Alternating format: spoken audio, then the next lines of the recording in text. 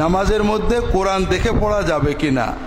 আমার ইচ্ছা হলো, এমনকি অনেক সময় ধরে নামাজ পড়বো, কিন্তু আমার এত আয়াত বা সূরা মুখস্থ নেই, আমি কি করব।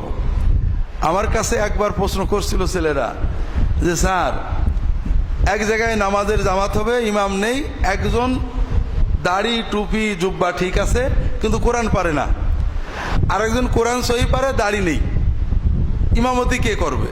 তাই বললাম যে দাড়ি নিয়ে তাকে পিটাবা, পিটায় দাড়ি রাখার ওয়াদা করে ইমামতি করাবা। কারণ ও কোরআন শিখেছে, দাড়িটা রাখিনি কেন? কোরআন শেখার চেয়েও দাড়ি রাখাটা একটা গুরুত্বপূর্ণ, অনেক জরুরি ইবাদত।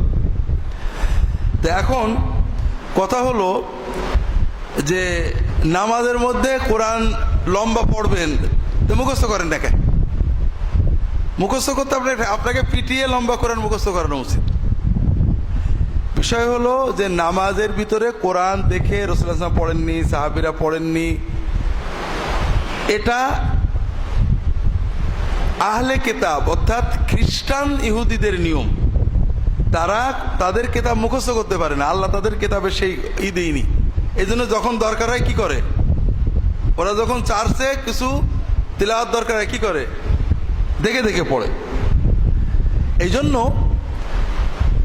নামাজের ভিতরে কোরআন দেখে পড়া এটা ন্যূনতম হলো যে এটা মাকরুহ হবে। হ্যাঁ, একটা দলিল আছে, আয়েশা রাদিয়াল্লাহু তাআলা আনহা, তার একজন গোলাম ছিলেন, তাকে ইমাম বানাতেন, বানিয়ে নামাজ পড়তেন, বিশেষ করে কিয়ামুল লাইল, তারাবি, তাহাজ্জুদ জাতীয়। সে কোরআন শরীফ দেখে দেখে পড়তো। জাকওয়ান,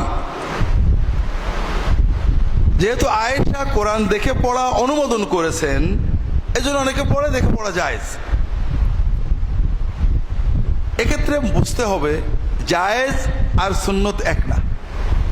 রাসূলুল্লাহ সাল্লাল্লাহু আলাইহি ওয়াসাল্লামের সুন্নতের বিপরীতে, খোলাফায়ে রাশেদিন সাহাবায়ে কেরামের অধিকাংশের আমলের বিপরীতে একজন সাহাবীর ব্যক্তিগত ইজতিহাদকে আমরা সর্বোচ্চ মর্যাদা দিতে পারি। কেউ যদি করে নামাজ হয়ে যাবে, কিন্তু এটাকে তারবিশ করতে পারি না, এটাকে রীতি বানাতে পারি না, তাহলে মূল সুন্নত মারা যায়।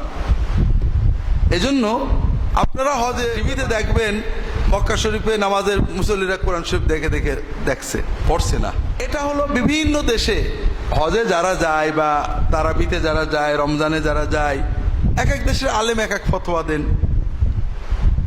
কিন্তু সৌদি আরবের আলেমরা বলেন ইমামের জন্য প্রয়োজনে তারাবির নামাজে কোরআন দেখে পড়া কেউ কেউ জায়েজ বলেন, কিন্তু মুক্তাদিদের জন্য এটা যে ন্যূনতম মাকরুহ, কোরআন বের করা, দেখা। কোরআন শুনতে বলেছেন, ওয়াইদা কুরিআল কুরআনু ফাসতামিউ লাহু, ফাসতামিউর কথা বলা হয়েছে, পড়তে বলা হয়নি। এই জন্য আপনি যদি লম্বা পড়তে চান, একটু কষ্ট করে মুখস্থ করেন, আর না হলে যেগুলো আছে ওইগুলো পড়বেন। সূরা রহমান পড়বেন, ইয়াসিন পড়বেন, এগুলো লম্বা করে পড়বেন।